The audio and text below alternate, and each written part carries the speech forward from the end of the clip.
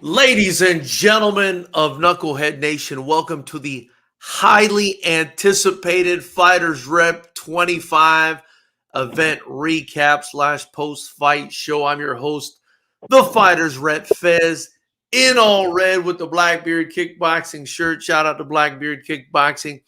Accompanied, as always, by my esteemed colleague and expert in both football in America and combat sports, the great Gary Ignat Behavior. How you doing, young man? And what are we drinking in that solo cup, champ? I'm good. I'm good. Don't worry about it. It's football season. Can't worry about what's in the cup during football season, okay, bro? Got you. Well, Gary, we saw what went down yesterday in Los Angeles at Fighters Rep 25, and it was crazy to say the least. Wow. I mean, this was a very entertaining, as usual, shocking, controversial on some level card with a lot of incredible fights, man. And I think this is what happens, Gary, when you put the best guys in there against each other, man. It's a roll of the dice. It's a roll of the dice, and we don't Hey, know what's going to happen. But shout out to you for helping run the live stream remotely as well, while also getting to watch some of the fights. yeah. It was some questionable calls according to the chat. I was looking Yeah, in the chat when as things are going on. They were like, "No way," yeah, but it yeah. was some fights that, I mean, it ended very quickly. It was exciting while it lasted, but it was over.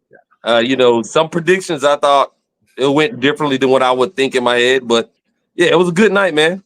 For sure. And, we like to educate people along the way. So I want to preface this by saying that I will have my opinions, and you might not like my opinions, but I will have my opinions. I'll also say that I have no control over the judges. They make decisions, they are an independent uh, body, an independent organization. I don't have any say over the decisions they make, whether I agree with them or not. And then finally, Gary, this was an amateur card, but the quality of the fighters that we've developed, in my opinion, are professional, and the product presents as a very professional product. So I ask that everybody, I know winning and losing is very important to a lot of these guys, but let's take it with a grain of salt. These are amateur fights. You're here to win or learn. And I hope that's what these guys are getting out of this, right? George, Yeah. give me 1 second. I got to log in and log back in because the internet. Just give me 1 second. You keep going. I'll jump back in. Okay. All right. Okay. All right. Okay. Okay. Okay. So we're going to start off with fight number one. I want to talk about Caden Vaughn versus Gabriel Martinez. Let's get rid of Gary here. He looks kind of weird there. Yeah. So Gabriel Vaughn versus Gabriel Martinez. Give me a second here, guys. Gary, are you back? Hold Gary, you on. No, back? hold on. Give me. Hold on, let me log. Hold on. I'm leaving. Give me 1 second. I'm sorry about that. All right, Gary, you're fired. So Caden Vaughn versus Gabriel Martinez. This is a fight I was really excited about. I mean, we've had Caden in the past. He's with HB Fight Club. He's got a lot of talent. He's got a lot of toughness. All the guys out of HB Fight Club are extremely talented. And we had Gabriel Martinez out of Cobra Kai, which is a camp, that I was excited to work with. We haven't worked with them that much, but I've heard good things about Gabriel. He's the kind of guy that just, kind of takes any fight, similar to the guys over at HB Fight Club. And I was excited about this fight at 142 pounds. These are two guys that are still kind of very early, especially when it comes to Caden in their career, but very capable. I thought this was a fantastic fight as the first fight. It's why I made it the first fight of the night, because, I feel like Caden brings the action. And from what I saw with Gabriel, he brings the action too. I thought this was a fun fight. It was hotly contested. I will say, I thought they both had their moments. I think Caden, when he really let his hands go, he did well. But what I noticed in this fight that I thought separated Gabriel and got him the win here is, he was just a little bit sharper. He was disrupting Caden. It looked like to me, his boxing was very crisp. And, I thought Caden had success when he let his hands go, and he was stalking. He was the aggressor a lot of the time in this fight. But I felt like Gabriel was the ring general more so in this fight. He was landing a little bit sharper combinations. He was letting his hands go a little bit more, but Caden was in it to the very last minute. And I thought this was a great fight for both of them, a great experience fight for both of them. That's kind of the point of this whole Fighters Rep thing is I want to make great fights, 50-50 fights that are going to level these guys up, right? And so I think that's precisely what happened with Caden and Gabriel last night. Fantastic fight. You can go back and watch it. All you got to do is join the channel. Of course, as always, we'll release all these fights for free in the coming week. But you can go watch this fight by joining the channel. It's just $9.99. Definitely a fight worth watching. And I thought it was a fun fight to kind of open up the event. And, considering the amount of fights they have, especially Caden, I mean, I thought they performed at a very high level. Considering the amount of fights they have, it was a lot of action. And the crowd really appreciated the fight. So shout out to both of them. I thought they both did a great job. Gabriel gets the win. And I'm excited to see, what both of these boys have coming. It's looking like November 23rd for us in California. So, if that's the case, then heck, I hope to have both of these guys on. And they both seemed like they wanted to get on. Gary, are you ready now? Yeah. Sorry about that, bro. Okay. So I was talking about Caden Vaughn versus Martinez. I kind of gave my spiel on that. Is there anything you wanted to say about that fight? I mean, I thought Vaughn had a nice jab, nice snapping jab.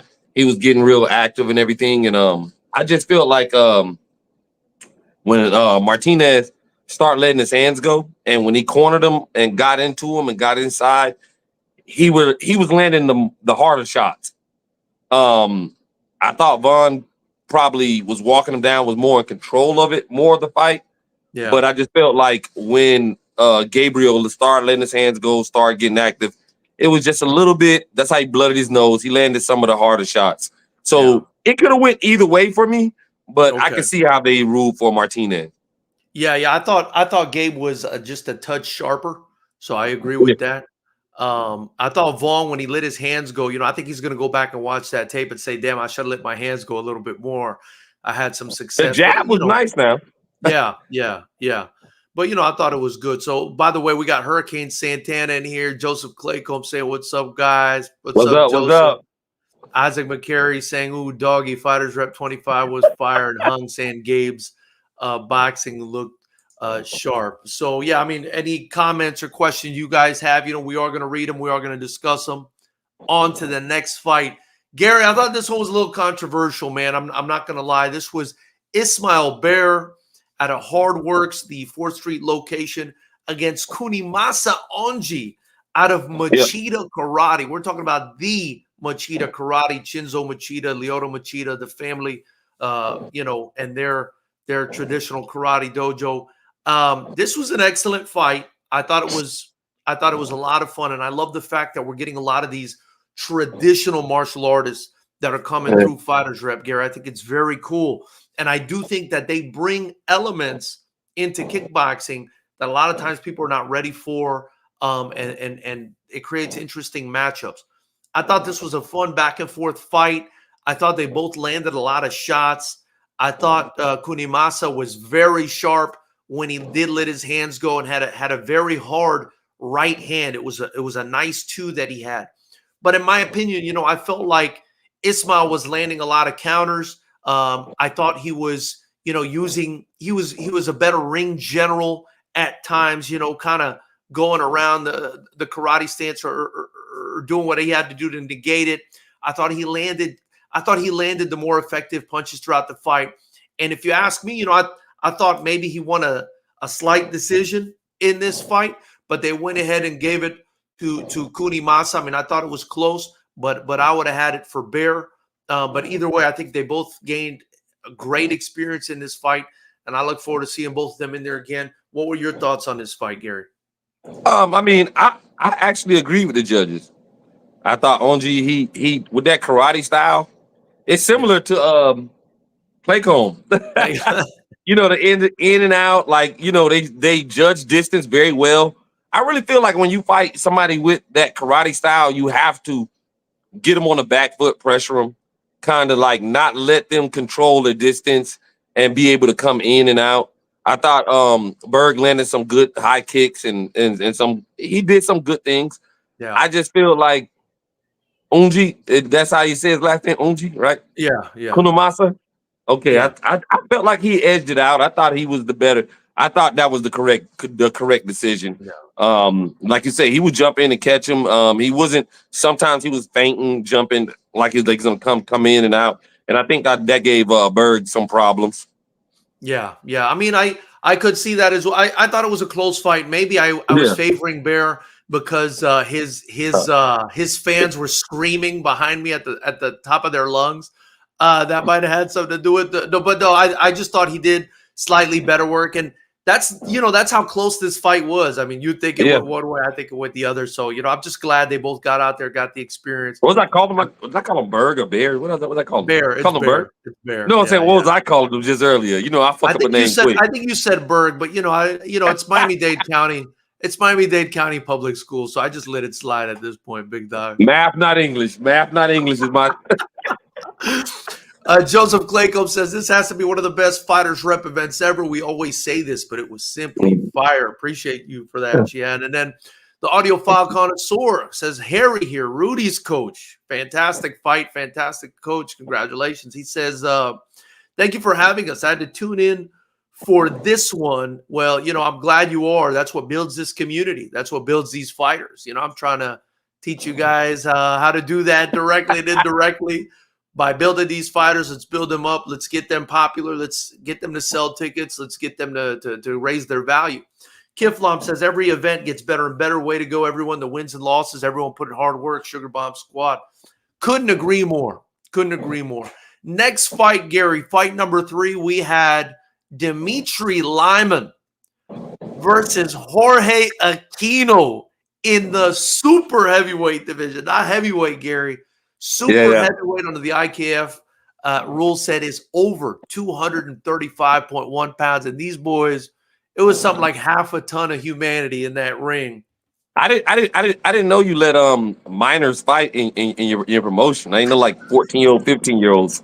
That's what his face looks like. Are you talking about babyface Lyman?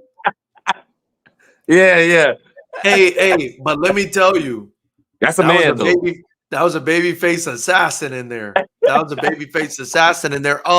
What I wanted to say about this fight, and by the way, shout out to his camp too, ATK Kickboxing, Muay Thai, and shout out to Vital Force, Jorge Aquino's camp. I thought this fight was, Gary, if you were there, man, it was so loud. People were so into this fight. This fight was so action-packed and entertaining.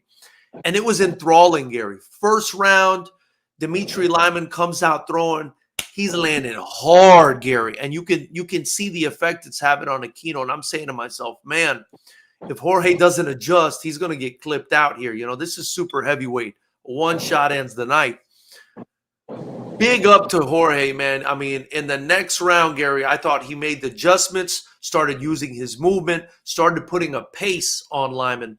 And for me, he won that second round. And so the third round was going to be the deciding round as to who wins this fight. Was it going to be the young Dimitri Action Lyman, or was it going to be Jorge Aquino, who's a bit more seasoned and has a little bit more experience, especially in the Lions Den? This was Dimitri's first fight with Fighters Rep. And I'm not going to lie to you, in the third round, I thought Aquino, I mean, opinions may differ. I thought Aquino was putting that pace on him again. I thought he was doing a good job moving, getting him in the corner, letting go of the hands, doing his thing. And then Lyman, man, just comes through at the end, lands a big, I think it was a big left hook, and then just followed up on it. Another one, and just was able to get that knockdown at the end. Could have potentially been a finish had the referee not stepped in there. Yeah. But was able to get that knockdown in the end and seal the fight for himself, man. And for a young guy, I want to say what an amazing amount of composure he showed. I mean, this kid, you can tell he lives and breathes and eats this fight stuff. He looked so intense and focused in the corner, Gary, when he was standing there in the corner. And I know Jorge is a really great fighter too, man. And this could have gone either way. But, when you got super heavyweights in there, Gary, and they're landing big blows, anyone could go. It's the clip clause, baby. Anybody could go at any time. And last night was Dimitri Lyman's night. I want to add this before you give me your opinion. Didn't you see that spinning heel kick the kid threw? I mean, Yeah, this kid's he's inches athletic. He's taller than huge and me, Gary. athletic. This kid's inches taller than me, to over 235 pounds. There's no reason this man should be moving like that. You go ahead now. Well, the reason is he's young. He don't even have acne yet. He hasn't went through puberty yet in his face.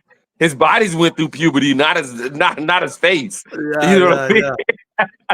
But that's a large man, a large athlete, and I say that an athlete to do at that size, spinning kicks and all these things. You don't see that at a guy his size. But he's young and he's he lost one fight. I'm not sure if he's lost a fight. I mean, yeah, I know he's on a streak or something, but I felt Jorge has nothing to hang his head about. He gave him all that he can handle. I thought once he start making Lyman fight off the back foot, I don't think Lyman is great fighting off the back foot, because once Jorge cornered him in the corner and start putting him against the ropes and start being able to let off on him, I thought he was doing a good job. He gave him a good job, but I felt like in the third round, it was, pressure to, hey, we need this third round and for Lyman to kind of come alive and once he can keep you off of him, keep the distance, because he's a tall, long, big, strong guy, man, he can hit those shots clear. If I was to tell any fighter to fight him, I would try to smother him more than to give him distance. And that's when he found the shot. And I think Jorge was doing a good job of doing that. I mean, I was really happy with this fight because I felt like they both really they both got pushed in this fight. Yeah. It was a good fight. Back. Yeah, they're both it just so happened that he got caught, and once he got caught, hey, he ended the show. And that's what you need to do. Once you catch or hurt a guy, you need to get him out of there. And that was like you said, if the rep didn't stop in, that could have been through the ropes knockout type of thing. Because I don't know if you saw, he threw a nasty right uppercut / hook at the end there. I said, whoa, if that would have landed, that would have been really bad. But they pushed each other, man. I thought that was a great fight. I think it's great for the super heavyweight division or the heavyweight division, wherever they decide to go in the future. These guys are both studs. Lyman is a stud. I can't wait to see these guys. I hope I see these guys in the Lions Den again soon. And Lyman, he brought a big crowd with him too, as did Jorge. So good on them, man, doing it right, selling themselves, building their brand. And that's what you're supposed to do as a fighter. Couldn't ask for more. By the way, Hung says undefeated, Gary. So Lyman's undefeated. And Joseph Playcomb says, would be cool to see pics of the fights as the discussion goes up for each matchup. Thanks, Joseph. We're going to go on to the next one here. Number 4. Yeah. Let me get ESPN on board on this one. Number 4, Tariq Wright versus Anders Borg. Man, let me tell you, this one was another one, man. This was amazing while it lasted. Tariq Wright out of Nomad Thai Boxing and Anders Borg out of Engaged Combat Training. These are two guys that have been with us in the past. This is what I got to say. The first thing that sticks out to me about this one, Gary, I got a lot to say about this one. But the first thing is, who was that Tariq Wright? Holy shit. Did you see that guy last night? I mean, he just looked like a different guy. I mean, not that he looked bad before, because he looked good. But this was by far the best I've ever seen Tariq look. He just looked like a handful in there. And Anders was coming at him. I mean, Anders, I think, expended a lot of energy. I think that was the problem. Yeah, that might have been the problem. He was expending a lot of energy and really rushing there. And, he hasn't been as active as Tariq. Tariq's been very active. I get him back almost every show now. I see his development. And, of course, we've seen Anders's as well, but he hasn't been as active as Tariq. Tariq's camp, they're very active. And I think that's a great thing. But here's what I want to say about Tariq, man. The guy looked ripped, Gary, shredded to the bone. To the bone. And the unusual thing about Tariq, and I don't know if you see this or if anybody else saw this and if you'll agree, he's a kind of guy that he's not super athletic or bouncy when he's moving. He's walking you down. His style is just to walk you down. And you expect his punches to also be like these sort of pushing punches that a guy with that kind of style would have. But instead, what we got was this snapping overhand right that kept landing with crazy speed. I mean, it was it's like, a guy's walking you down and then hits you with like an explosive right hand. It's like completely unexpected. It's like you're turning the jack in the box. Ding, ding, ding, ding, ding, ding, ding, ding, ding, bang! You get hit. You get hit by the clown. It's. Am I right? I mean, it's. Well, I thought. Go ahead. Go ahead. No, I was gonna say I thought Borg was pushing them back at first, expending a lot of energy. I loved how Tariq, he just high guard, blocking a lot of those shots, staying calm, didn't make him overexert himself. Because a lot of guys will try to get into a firefight when they're getting walked down and punches are being thrown. He didn't. He was selective with his punches until it was time. Once he got him cornered and on his back foot in the corner, he started letting go of those overhand rights, and he was letting go some knees, and it was just his patience. It seemed like he was just like you said, because he's been fighting, being more active. Yeah, like his composure, his patience, he was solid in there. You know what I mean? Nowhere near the guy that we saw against Luis Campos. I mean, he was good in that fight too. And remember, he came on in the third round in that fight. But this was definitely, this was definitely the next level Tariq Wright, and it's very fitting that his surname is Wright, because that right hand was nasty, bro. That was the Jack in the Box, 2 tacos for $1. Pop it out of there, that right hand, man. I was just like, oh my God, where's this? And he was kind of bringing it over the top, right? Not like straight, over the top, over where he's blocking the guard and everything. Yeah, it was over the jab. It was just a very difficult punch to deal with. But I was just surprised that I think the knees helped set that up too, though. I think those knees helped set that up too. Oh, for sure. I don't know. I'm so used to guys with that style just coming in and throwing volume. I'm not used to that much snap on a guy with that style. So he's an anomaly. He's very, very unusual in a good way. He's very unique. And I'm really excited about him. And of course, I'm excited about Anders too. I mean, Anders is a very athletic guy. I mean, I think we saw it there.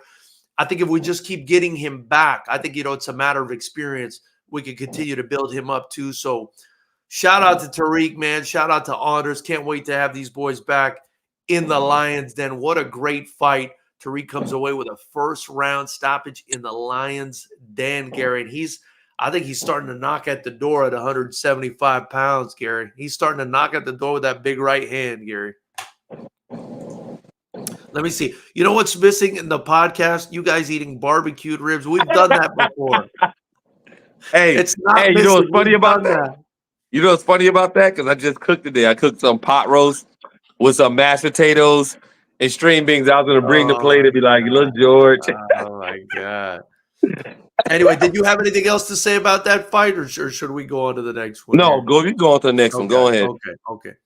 Next fight was Nico Tilla against Chaz Lewis. Nico out of CMMA, Chad George's California Mixed Martial Arts, fantastic gym with Coach Ray Alexander in his corner. And then Chaz Lewis out of Engage, also Chris Manzo in his corner, also a great gym, same as Honors' gym. I thought this was a really close fight, man. Chaz Lewis, very, very physically strong, built, fast guy, in great shape, always comes in great shape, and getting a lot of good experience, I think, at the Lions Den. I got to give Chaz a lot of credit. He always takes on the toughest challenges, and he took on Nico Tilla in this fight late notice because Nico's opponent, I think, was out due to injury or something like that. So he stepped up to fight Nico, 175 pounds. Nico was ready. Chaz was staying ready, but obviously not for this fight in particular. He signed on late notice. I thought it was a great fight. I thought they both showed really good striking. I thought Nico maybe was a little bit busier. That's why he got the win here. I thought definitely on the inside he was a little bit busier. Maybe Chaz faded a little bit maybe in the last round perhaps, or maybe it was just that Nico was more active. But I just thought he eked it out because he was just a touch busier. But nothing for Chaz to hang his head about. Two guys again that I love to work with, and I would love to work with again. I mean, this kind of remind me of Andrew Ruiz, Anthony Joshua fight. Because you get Chad, he's all jacked. This dude got like a 10-pack. You know what I mean? And Nico was, he's not, he don't have a 6-pack. I don't have a 6-pack either, Nico. Not anymore. But he's athletic. He's strong. Yeah, I was gonna say, but surprisingly, he has the better footwork, the movement.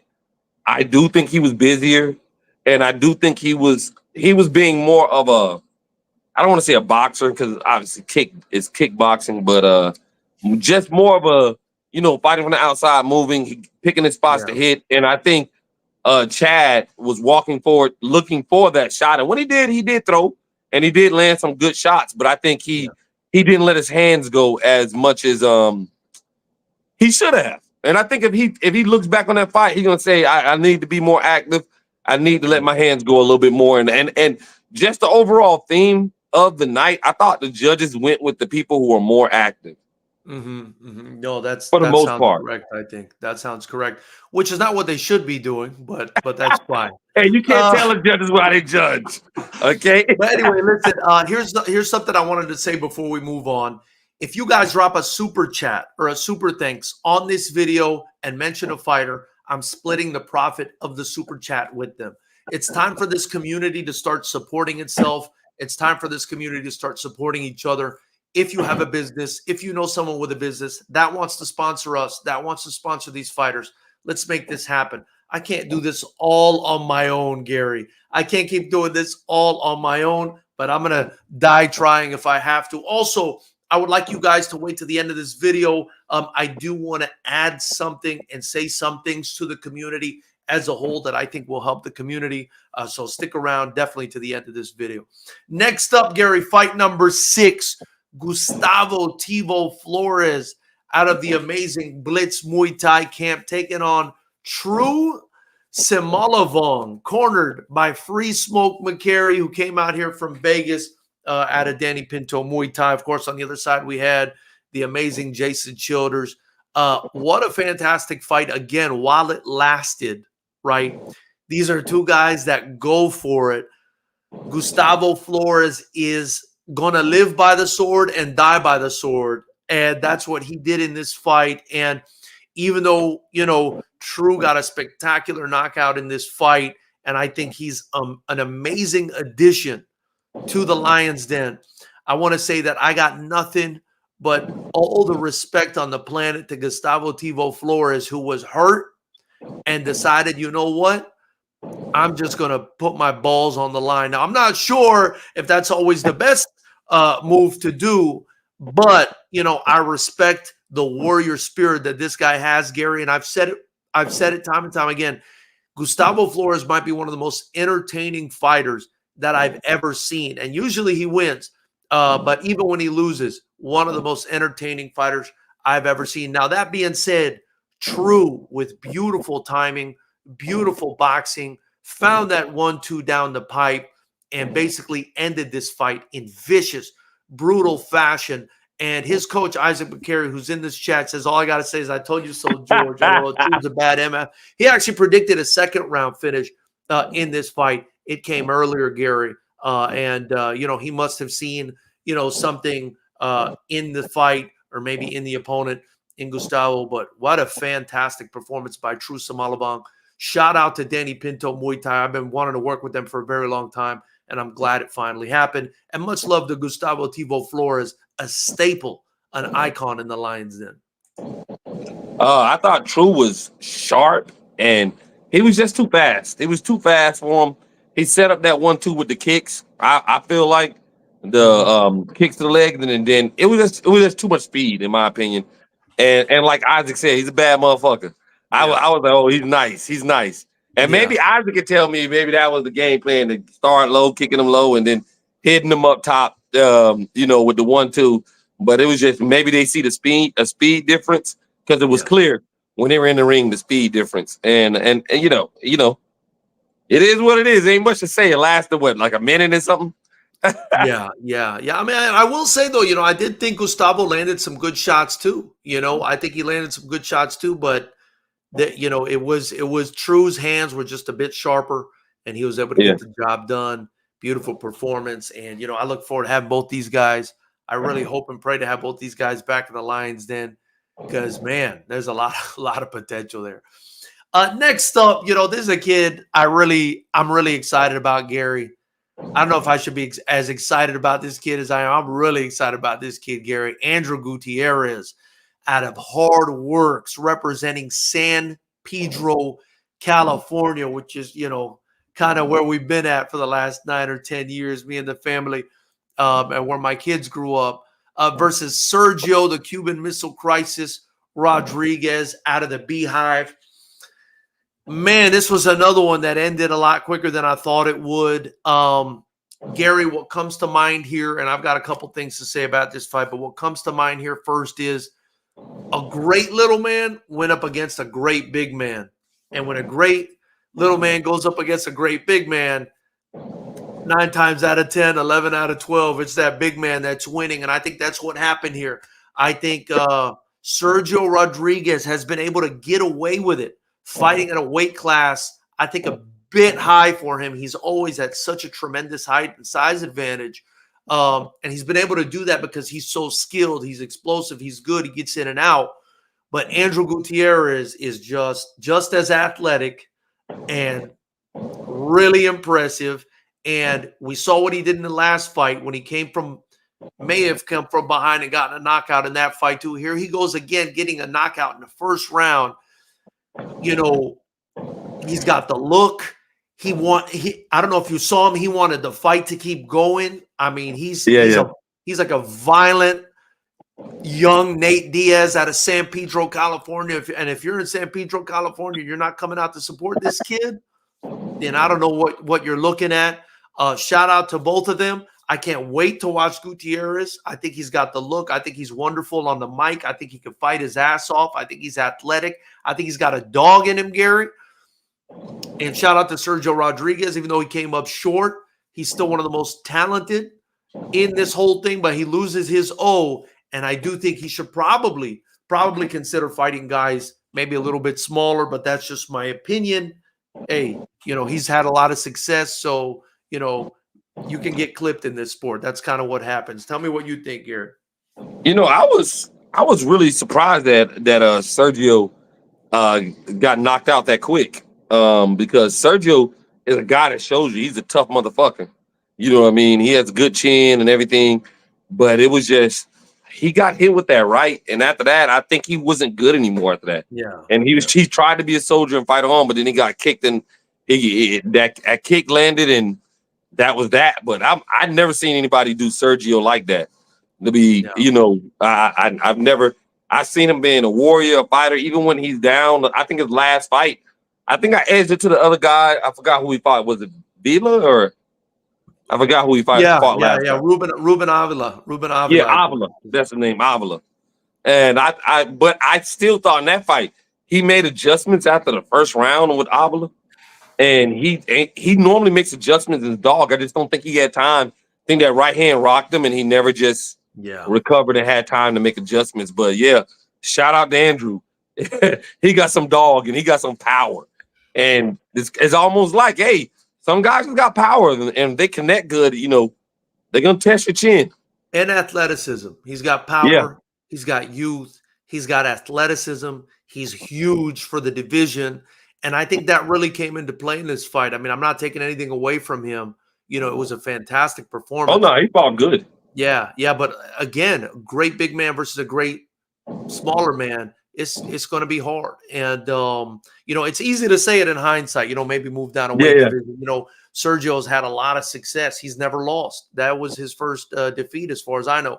But What a fantastic performance by Andrew. And, I know Sergio, maybe it was just an off night. We didn't get to see a lot of him, but, I hope to have them both back in the lines. And I'm really excited about both of these guys. And San Pedro, man, it's crazy. San Pedro, step up, man. You guys need to come out and support these young fighters. Sergio definitely should fight at 132, says Isaac McCary. The audio file connoisseur says Sergio is a warrior. He'll be back, absolutely. And Hung Bo said Drew got crazy power. And, Hung is Drew's coach. So if anybody would know, he knows. So, yeah, man, shout out to Drew, man. That was a beautiful, beautiful performance. Next up, Gary. This was a highly, highly anticipated one for me, man. Mark highlight reels out of Nomad Thai Boxing, taking on Michael Sugarbomb Claycomb out of Claycomb Karate. One of the fights I was most excited about on the card, because these are two guys that are surging, I think, not only as far as their skills goes, but as far as their popularity, especially in the Lions Den, in the community. Their star is growing. And I was really excited to make this fight. And I was really excited about this fight. And it was such a good fight. It was so close that we ended up with a split decision, Gary. I do want to say this. I felt like the first round, Mark did a good job landing the right hand. He was finding a home for that right hook. And I think that's what kind of separated him in the first round. I had him winning the first round. I thought Michael and his camp did a good job of urging Michael on to pick up the pace in the second round. I think he was doing a good job kind of in the clinch, throwing a right hand on the inside. I thought he was moving well, using his kicks, using his punches. And I thought Michael in this fight improved tremendously, Gary, in his boxing. He slipped so many punches. He landed so many jabs to disrupt Mark Reels' rhythm. And I think it got Reels a little bit frustrated as the fight went on and a little bit tired. I want to say he faded a little bit in that third round. And I think that's when Claycomb's, movement and swagger started, the karate swagger started to kind of take over a little bit. But I'm not even just going to call it karate swagger, man. And I am going to chime in on this one. Forgive me. I tell everybody, Gary, go work on your hands, bro. You know, Gary. Go work on your hands. Go get boxing training. Go box. Go box boxers. This is kickboxing. You need to know how to box. Michael Claycomb went back to the drawing board and put in that work. You could tell from the boxing. His father told me he's been sparring boxers. And you could see it, Gary. He was slipping punches. He's already got the movement from karate. So his legs are already good. He was slipping punches. He was landing the jab. He was disrupted. I mean, the kid looked like a different kid, from his last fight to this one.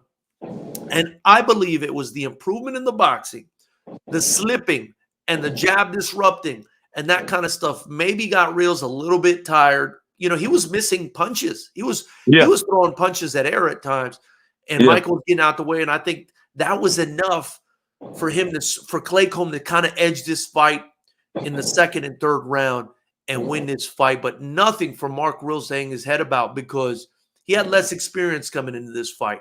And I wanted to make this fight as a development fight for the both of them. I think they're both getting so much better, and I wanted to see where they were at. I thought they were on about the same level, and I was kind of right. It ended up being a split decision, but it's just Michael's swag took over in that second and third round. The boxing improvement, I think, is what won him this fight. Tell me what you think.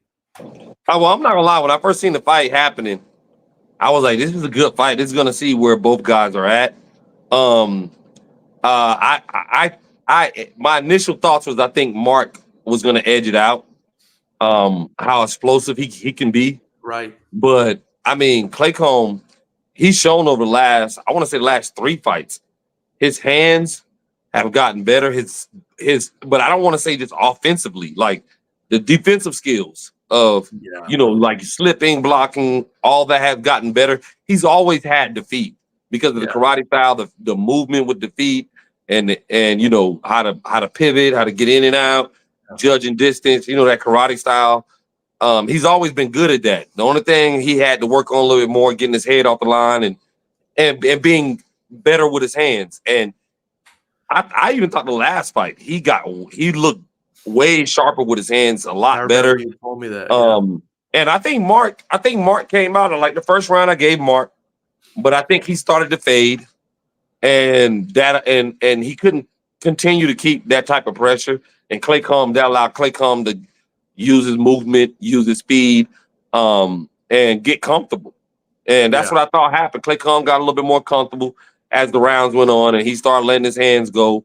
And yeah, his boxing has improved tremendously. He already had the kick in and the feet movement, Right. so he's Right. getting better every time I see him out. He's getting better and better.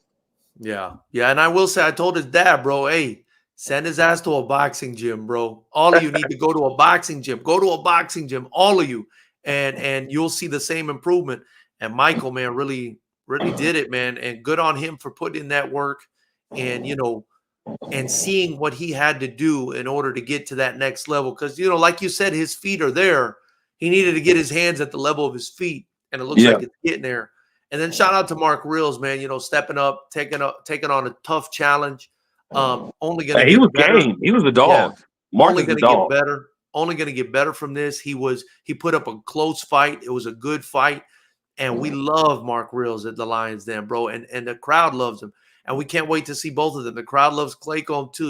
These guys, their stars are growing in the Lions Den, so we look forward to seeing them. By the way, Big Jorge Aquino says, thank you for having me out, G. It's a pleasure having you out, brother. And then Kiflom says, both guys put in so much great work. Neck for neck, punch for punch, but we're Sugar Bomb Squad over here. Let's go on for a title match. Also, Michael Kickfire, Sugar Bomb Squad.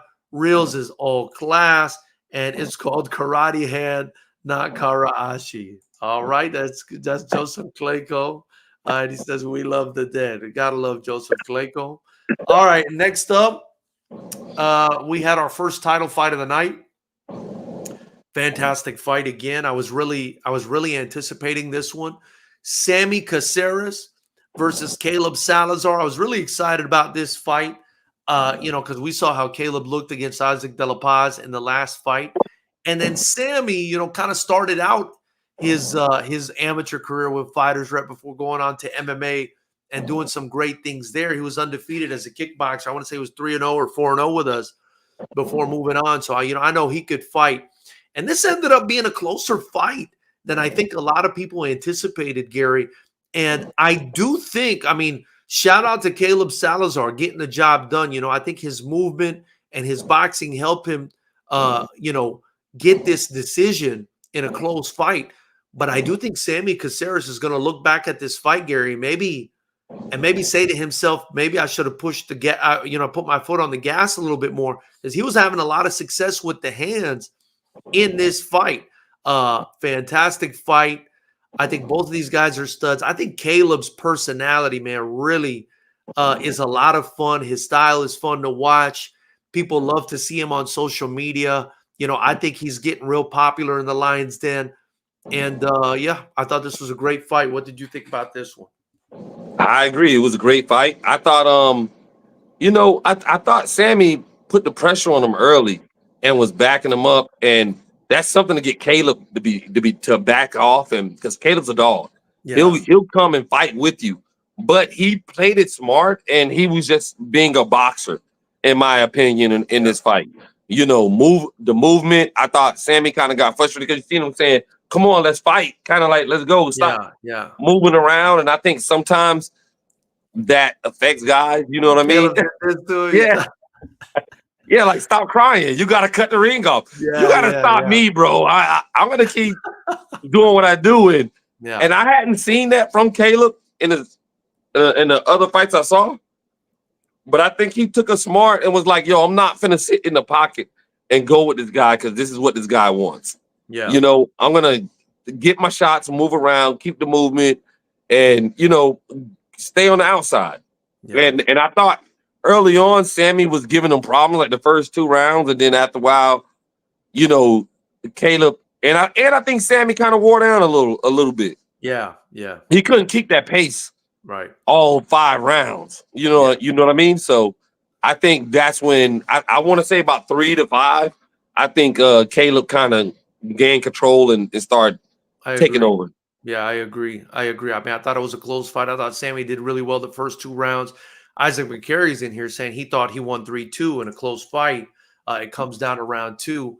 But I thought it was a close fight. You know, I think Sammy Caceres, man, I wish we can get him back more. You know, I don't think the avenue is always to go to MMA. I think somebody at some point can be, if they're consistent in the Lions Den, a breakout star. But I'll go into that a little bit at the end of the video. That's part of what I wanted to tell you guys about. But fantastic fight. Both of these guys are great. It was Salvador, a kid of Salvadoran descent versus a kid of Mexican descent. You know, you got to love that. It was Paramount versus Inglewood, which is where Caleb Salazar is fun. You know, these are fun rivalries, and it was just a great fight. And this is the second really tough fight Caleb Salazar has in the Lions Den, and he comes through and gets a title, man, the 132-pound Fighters Rep West Coast title. So, you know, congrats to him. But of course, Sammy, nothing to hang his head about. We would love to have him back and have him as an addition to the 132-pound division, Gary. Okay, so next up, Gary. Oh my goodness, Gary. This one for me was a movie, brother. This one was a movie. Sean Lathan defending his light middleweight title, representing for HB Fight Club. Coach Johnny Mercurio taking on Rudy Cuevas, representing for TriStar and Son, Coach Harry, Coach Marcelo.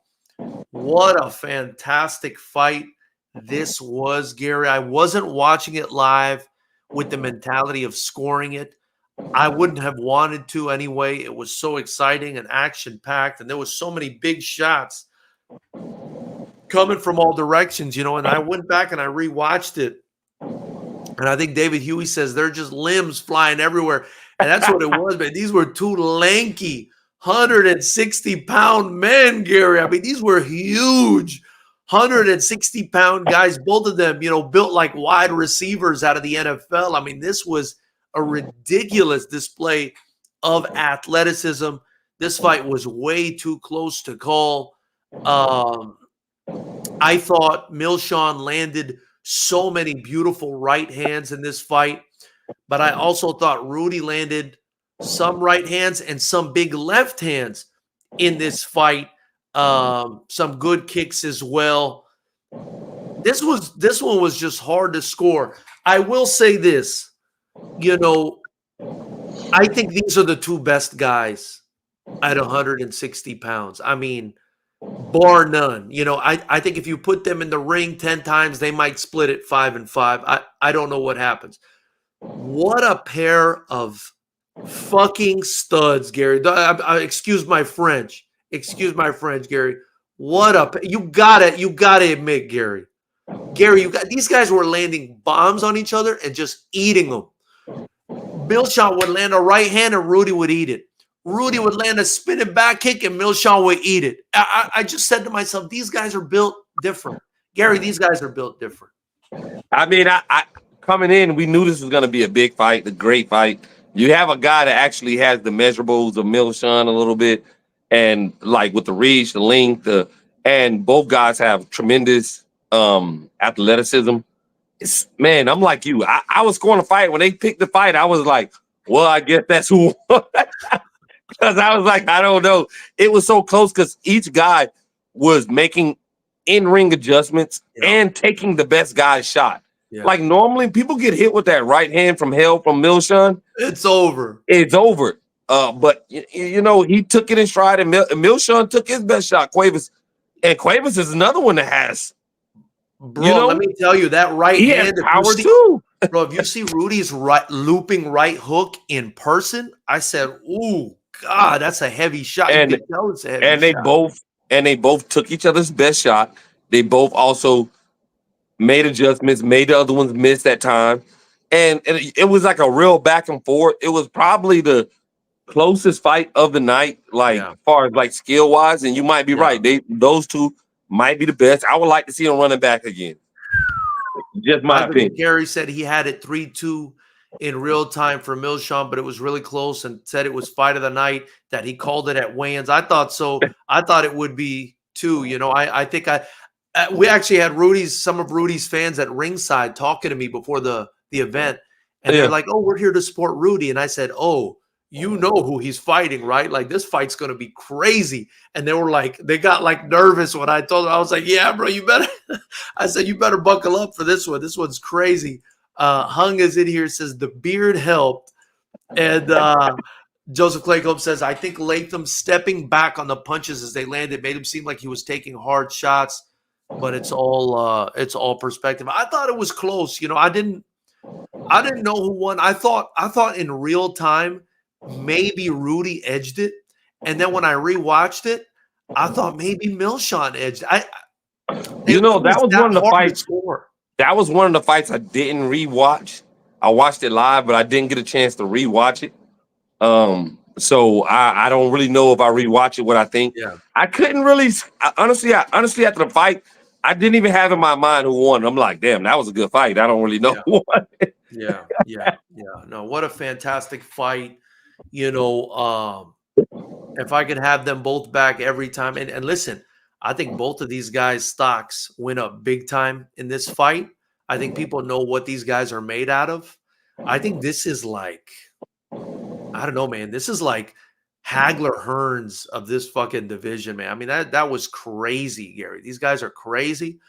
I want to see these guys fight again. I hope we can make the rematch in November. And that's all I'm going to say about that one. If anyone wants to talk about it, drop it in the comment section. Next up, Gary, we had defending his super heavyweight title, Amal Rasuli out of Elk Grove Muay Thai, flying in from Elk Grove, California, up in Northern California, Gary, taking on the very tough Daniel Esparza out of Blackbeard Kickboxing, who we love very much. Shout out to Coach Jason Caldwell. As you can see, I'm rocking the Blackbeard Kickboxing shirt today. It matches the fez. If you want to reach out to Coach Jason Caldwell at Blackbeard Kickboxing. But what a performance, man, by Amal Rasuli. I mean, another situation where you have super heavyweights, Gary. Another situation where one punch can end the night. I thought it was kind of exciting while it lasted. And then Rasuli lands this absolutely monstrous right hand. He's got Esparza falling back and then rushes in and lands another one. And I said to myself, my goodness, look at the athleticism from this, this Goliath that just, ran at this other Goliath. And they fall right in front of me, Gary. I'm sitting ringside. I said, or Esparza goes down right in front of me. I said, my goodness, I mean, the power this kid, Amal Rasuli, shows. Defends his super heavyweight title. He's also our heavyweight champ, Gary. He's a 2-division champ. And I want to say he's undefeated. And this guy is a problem, Gary. This guy's a real problem. I mean, like you said, it's heavyweights and one punch with those. I'm not surprised when I see, because a lot of those fights end quickly or ends in a knockout, because when you get two large, massive men like that in the ring, it's just who gets touched first, who feels that power, right? And and that's basically what it is. He got clipped and he couldn't recover, and so it's not like a whole lot to diagnose or It's not. Yeah, I mean, they were just exchanging hard in close range. Yeah. Got caught with a big right hand from Rasuli, and apparently when Rasuli lands on people, things go sideways. You know what I mean? But listen, shout out to Daniel Esparza, man. Like the super heavyweight division, has got some life in it, man. It's got some talent in it, and he can, I think he can go back to the drawing board, come back, and then we could see, what else he's got. I mean, I think, like you said, a lot of times it's going to depend on who lands first. And that time it was Rasuli, but I don't want to take away from Rasuli either, man. He's got skills. He's got skills. Yeah. He's got size, skills, power, and all of it. But of course, we want both guys back in the Lions Den.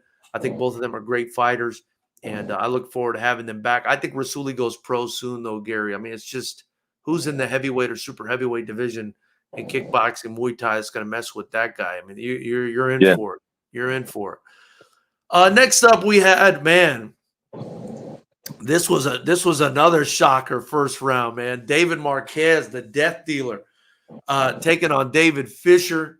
Shout out to both guys. Shout out to both teams. Amazing. Buena Park Martial Arts Academy for Marquez, and Dan's Gym for David Fisher. They were coming out from Arizona, and Daniel Brandt, of course, one of the best trainers in Muay Thai in the world, taking on Coach Pot, who I think is also one of the best coaches in the world, in Marquez's corner.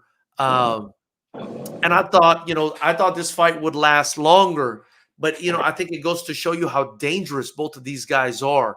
It was a vicious, vicious fight while it lasted. These guys were teeing off on each other, Gary, but Fisher just lands the picture perfect knee to the liver. And it lands, I mean, it must have landed so hard. I mean, you could see it in the replay, and the death dealer just goes down, and he's trying to get back up, man. He's trying to get back up. And, a liver shot, you don't really get up from a liver shot, man. But this guy was on the verge of getting up from the liver shot. I almost wish they would have let the fight keep going, so we could see what would transpire. Nah, that ain't going to happen. They didn't. Yeah, they waved it off. He got up just at about 10 seconds. They waved it off. He was hurt.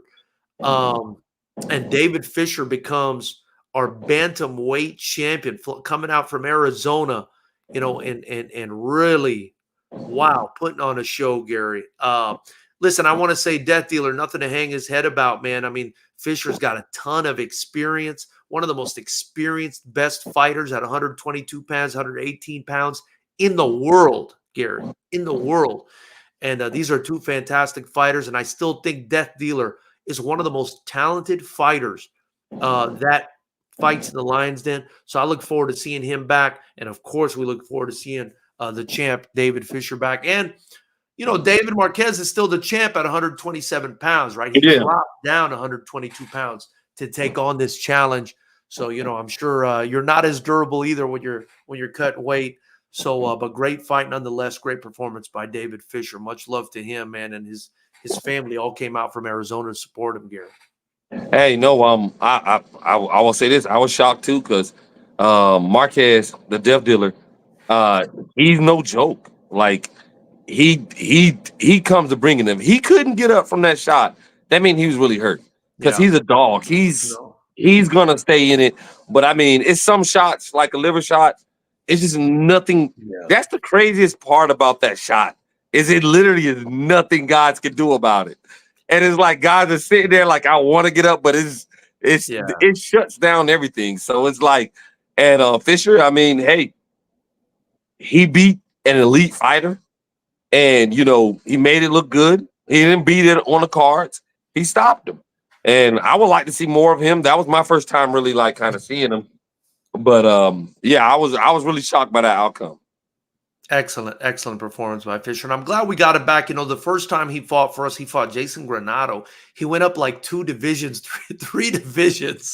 to fight Jason Granado. And he got finished in the first round. I mean, of course, he was the much smaller guy. I don't remember seeing that fight. Maybe I did see the fight. Maybe I did. I got to go back and look. But that's tough to come up 2 classes to fight Granado, though. Right, Granado. But he was the much smaller guy in that fight. It was kind of like the Gutierrez versus Rodriguez situation we were talking about earlier. The much smaller guy in that fight. And it was nice to have him, against a guy relatively his size, relatively his weight. He deserved that. And I'm glad, he got it done. And it's very cool to have champions, not just in California, but from all over the region on the West Coast representing in the Lions Den. Next up, Gary, our main event of the evening. Cameron Kid Dynamite Spencer out of Hard Works taking on Christian Zoller out of Vital Force. And listen, Zoller is no joke. I got nothing but respect for Zoller. 7 days a week, 365 days a year, Gary, 366 on a leap year. This kid, from the moment he stepped in the Lions Den, only takes on the most difficult challenges. It's almost like I got to rein this guy in his camp in. They want to fight all the toughest guys all the time. Him and Aquino, and Connie Gonzalez and everyone else out of Vital Force. But Cameron Spencer, Gary, dropping down to 179 pounds to try to become what Amal Rasuli is, a current 2-division champion, which Marquez tried to as well in the fight before in the co-main event. Cameron Spencer drops 179 pounds, Gary, looks absolutely shredded. I mean, this guy looks like a superhero out of a Marvel comic, bro. He had the uniform on, a superhero uniform on. I almost wanted to see if it was real, and goes out there. And by the way, Zoller's in that same incredible shape as well. I mean, Zoller's ripped to shreds as well. But Spencer, man, lands that right hand. And if he hits you with that right hand, 179 pounds, 180 pounds, 205 pounds, whatever you want. If he lands that right hand that he's pulling back all the way from Carson, California, he's pulling it back from Carson. When he lands it, Gary, it's a big problem. It's a big problem. And I told Hung this, man. He's a quiet guy. He's a clean-cut guy. He's a role model type. Yeah. Cameron Spencer, Gary, tell me if you agree, is going to become or is already the Anthony Joshua. This guy's the Anthony Joshua of kickboxing and Muay Thai, in my opinion, and he becomes a 2-time champ. I mean, yeah, he definitely has power in that right hand, and we keep saying that over about certain fighters. But and that's the reason why you encourage boxing, because a lot of these fighters are getting fighters out with the hands, not with the legs. Right. Obviously, Sergio got finished with a kick to the face, but I mean, you set depending on whether you are orthodox or southpaw or you're switching back and forward, you set that power hand up nicely. Set it up nicely where you come straight down that pipe. And like I said, even at 175, that's still a lot. That's still people who are heavy-handed at that weight. And what you used to tell me, 8 pounds of pressure on a chin. Stuff like that, yeah. And you get clipped, man. It's hard, man, especially when a guy knows how to finish. And it ain't much, and it's not like boxing or like even Muay Thai where you can, lock on to a guy, grapple him, smother him. No, you getting breaking up and you getting distance separated, and it's going to be a long night for you. Yeah. Cameron Spencer, man, just you mentioned finish. The guy is a shark, man. He smells blood and he goes for it. And I mean, he's just knocking people out at FightersRep, man. He's knocking people. 4 knockouts come to mind right off the top of my head when I think about Cameron Spencer. It's just the guy's just knocking people out.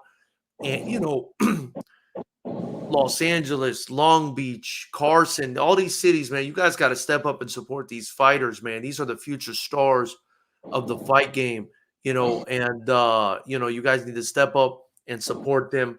And I can't wait to see him again. And I do, I am obviously excited to have Zoller back as well, man. I mean, like I said, the guy runs away from no challenge. The guy's, a former FightersRep champion in middleweight. He went all the way up to 179 pounds to take on Cameron Spencer. This guy's balls are from here to Chino, California, where he trains at. And I got he has to be careful when he sits down, huh? Yeah. And I got nothing but respect for him, man. Amazing guys.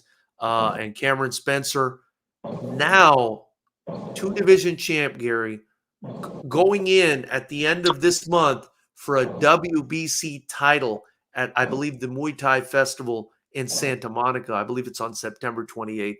So what a sexy way to go into that WBC title fight with two FightersRep belts around your waist and coming off of a first-round knockout. The boy's a problem. The boy's just a problem. Yeah. Cesar Navarro versus Aditya Krishnan. Now we're going into the post limbs. Cesar representing for Sub Fighter. Shout out to Coach Adam Lynn, and Aditya Krishnan representing Arena Gym. Shout out to Steve Marchione. Fantastic fight. These guys were still green. Obviously, they're in their headgear and they're in their shin guards, but they showed They definitely showed a lot of class. This was a close fight. It was a fun fight. Both of them put up a great effort. I thought Caesar, did get the win, and I thought he did deserve it. I thought he had clean technique. I thought he had viciousness in his strikes, bad intentions. And I'm so surprised, right? Because he's out of sub-fighter gym, right? So you would think, oh, these guys are, submission guys. But, man, their striking was on point. His teammate fought afterwards. Both of their striking was on point. So shout out to Steven or Caesar. And then in the next fight, the last fight of the night, we had Gare Bear Boyer taking on Shannon Thor Waldefeld, another amazing fight in the super heavyweight division. Listen, you know what this reminded me of, this fight, Gary? What? I told Moses Marietta this, who was in Garrett's corner. Do you remember that fight? I think it was in Pride where the two guys just grab each other and they're just wailing on each other like this. I think I know what you're talking about. Yeah, the Japanese dude and the white dude, they're just doing this. I think I know a fight. If I'm correct, I think I know what fight you're talking about. It was like that for me, bro. These guys were just doing this, and they were just landing and knees and punches and knees and punches. I said to myself, "Oh my goodness, what a fight!" And shout out to Garrett Boyer, he gets the win. But shout out to Thor Waldefeld as well, man. Put up a hell of a fight, and I love that they're breathing life into this super heavyweight division. What do you think, Gary? Yeah, no, I thought it was a good fight. A lot of action. I think as they go along with the careers and get more, they won't just come out and just brawl. Like how you said, I think they kind of pace themselves, kind of, but I think it's almost like maybe that's what they decided to do. Kind of like I heard Errol Spence when he was fighting Sean Porter was like, nah, this is what the fight's going to be. We're going to sit here toe to toe and we're going to go. And we're going to see who's the man. Because I can beat you that way. Because I can beat you that way. It's a strategy. It's a strategy. So maybe I'm wrong in that sense. Right. So maybe I'm wrong in that sense. Maybe that was, hey, we can stand here and do this. Yeah. And if you want to do that, I'm going to beat you. Yeah, no, Garrett looked like he was. It makes an exciting fight for us. Bro, well, Garrett looked like he was bored for a brawl. So he probably thought, hey, you're not going to out-brawl me. And he was able to get the decision in that fight.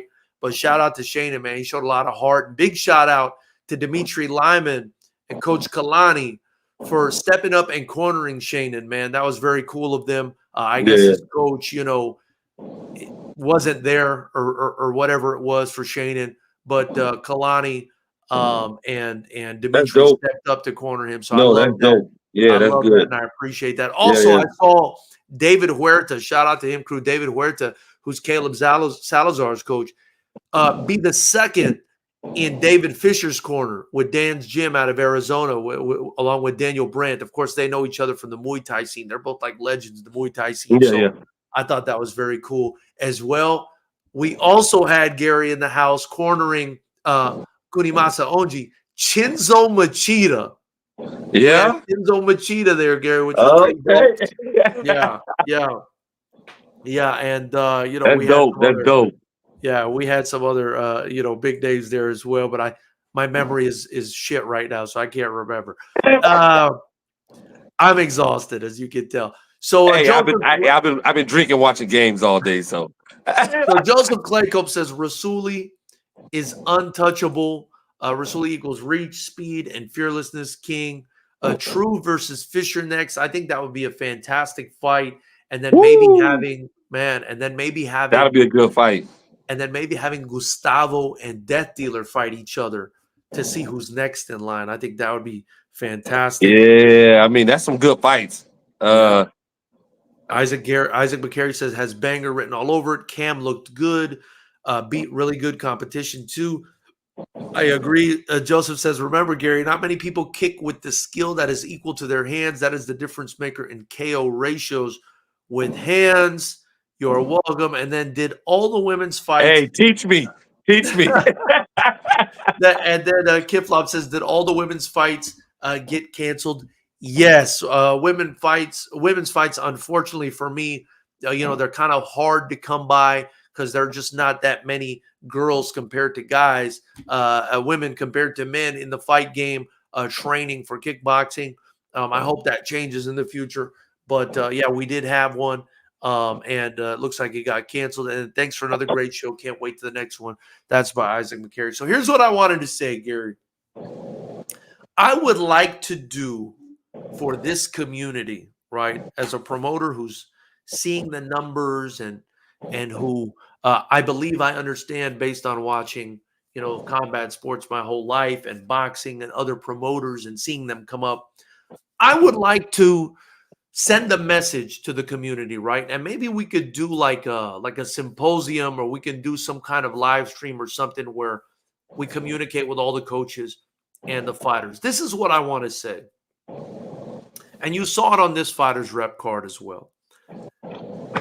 Fighters that fight and continue to come back allow us to continue to match them properly, to see where they are, to see how they're progressing. But they also allow us to build them up from the promotional standpoint and build on the momentum, right? Because if you get a knockout on Saturday night and then you disappear for 6 months, guess what happened to your momentum? It's gone. I need this community, right, to not only concentrate on training to fight. I need this community to concentrate on selling tickets, not just for me, but to build your own momentum and leverage as a fighter. And one of the ways you do that, and I looked through everybody's social media the day of weigh-ins, Gary, and I was saddened by what I saw, Gary. I saw guys on Instagram that hadn't posted since November, Gary. Guys, girls, if you want to do this at a high level, at any level, and you want someone to pay for your camp, you want someone to pay for your food, you want someone to do anything, you want someone to sponsor you, you cannot be fighting and training in obscurity, in silence. You got to put yourself out there. You got to talk about your fight that's coming up. You got to try to build your brand. You are a brand. You got to try to build your brand, and you need to sell yourself. And you need to stay consistent. You cannot be fighting once a year. Listen, if you want to fight once a year, that's fine. But do I think that that's helping you in the way that it is someone who's fighting every 2 or 3 months? Absolutely not. And you see it. You see it with guys like Tariq Wright. You see it with guys like Mark Reels. You see it with guys like Michael Claycomb. You see it with guys like David Spencer. You see, on and on and on and on. There's no secret here, guys.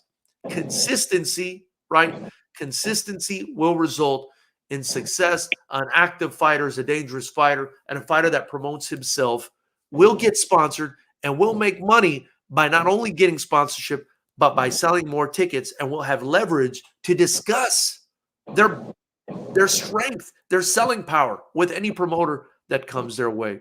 And this is something very important, that I wanted to communicate, because it's a tough situation, Gary. I'm reaching out to guys sometimes, trying to get them to promote themselves, and they won't do it, or they tell me they can't do it. In my opinion, I know it's a lot of fighters in different sports that don't really care to promote and things, but you eat what you kill, pretty much in the entertainment, in the sports. You eat what you kill, man. And so, while not everybody is extrovert or whatever and wants to be out there and wants to talk, it's part of the job, because it's part of you don't even have to. It's entertainment. Yeah. And if you rely on a promoter to just promote you, then you're relying on you're letting him tell you what you're worth and building your worth. Right. And sometimes that promoter is he got other guys or everybody else to promote. He can't just only focus on you. And so my thing is that, everybody who enters any sports athletic type of thing, you need to be the master of what you earn, what you get, and how you build yourself. because you can't rely on another man or anybody else like that. It has to be you. And look at the viewership dwindling as we're talking about this, and that's the problem. That's the problem. There were fighters on this card, Gary, that had we not collaborated with them on Instagram, nobody would have even known they were fighting. I mean, and that's just, I hate to tell you guys, that's just not gonna help you. That's just not gonna help you in the future. You don't even have to be an extrovert. Just have someone video you hitting the bag. I mean, Ryan Garcia got popular punching the bag fast. You know what I mean? I mean, that's how a lot of guys put themselves out there. So I think this is, I think this is very important information. I hope you guys listen to it. Listen, me and Gary, we talked about this on the podcast recently. Bob Arum got rid of the best boxer in the world in Terrence Crawford because the guy couldn't sell because he wasn't promoting himself. So, if Bob Arum, which is the owner of Top Rank, which is probably one of the best boxing promotions in the world, if he can't afford to promote on his own successfully a Terrence Bud Crawford, what makes you think a local or regional or even domestic promoter is going to be able to do the same for you? You need to do it for yourself. We're here to help. And any way we can, we're down to help. So that's all I wanted to say about that. Yeah. Gary, thank you so much for your time. What an absolute delight No problem, brother. to hang out with you on this Sunday evening. And that's all I got for everybody at Knucklehead Nation. If you haven't already, subscribe, join the channel. We got FightersRep 26 going down in Florida in just under 2 weeks. Get your tickets so you're not going to want to miss it. You might see Gary's big head at the event if you show up. Gary, maybe some ribs. Else? Maybe some ribs. I might get you a rib or two. Gary, anything else you want to say before we let everyone go? No, man. I'm good. It's a good night of fighting, man. Thank you, man. Appreciate you. And guys, tune in. Me and Gary going live again tomorrow. We do this pretty much every Monday and Thursday. FightersRep podcast. We'll see you guys there. Thank you for your time, Gary. Appreciate you, man. Yeah.